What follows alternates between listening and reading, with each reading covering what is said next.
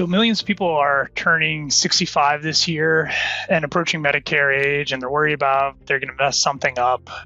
If someone's listening to this, watching it, and they're turning 65 this year, what do they really need to know?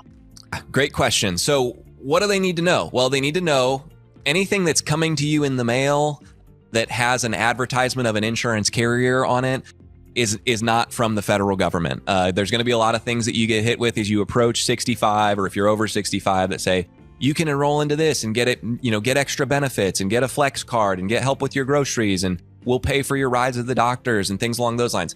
Those are Medicare insurance carriers that are advertising to you, and they're trying to get you right at 65 so that they can lock you in for the long term. So that's one piece is, be able to kind of parse through that. You're going to get some information from Medicare about your upcoming 65th birthday. That's important. One thing to know, a lot of things to note as you think about what you really need to know as you're leading into it is do your research. Connect with people you know and trust. Ask around, I say this with a bit of caution, but ask your friends what their experience was like transitioning to Medicare. What were the differences? What were the changes? Do you need to transition to Medicare? Are you continuing to work? The things that you really need to know is how can you cut through the clutter? How can you cut through the noise? As we think about timeline, we like to start at Move Health, at least, we like to start the Medicare conversation right around 64 and a half.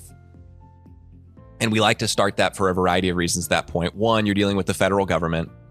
The federal government does not move quickly at anything. And the second piece being, we want to make certain that as we get closer to age 65, we're not making any decisions in haste, right? We're not making a decision quickly just for the reason of making a decision because we need to, because we're nearing 65. We want to make certain that people are able to make informed and empowered decisions around their Medicare. And so my biggest thing is Medicare, as you think about what you really need to know, Medicare doesn't have to be scary. The transition to it is not something to avoid.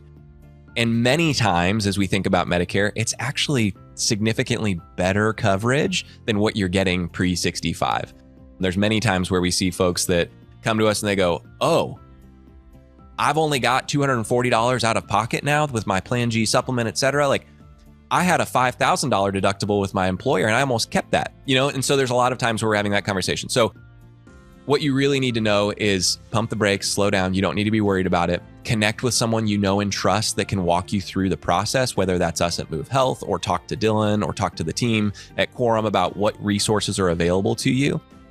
And then make certain that you're getting good guidance and that the decision you make is looked at by someone who's in this every single day. So those would be the things to really know.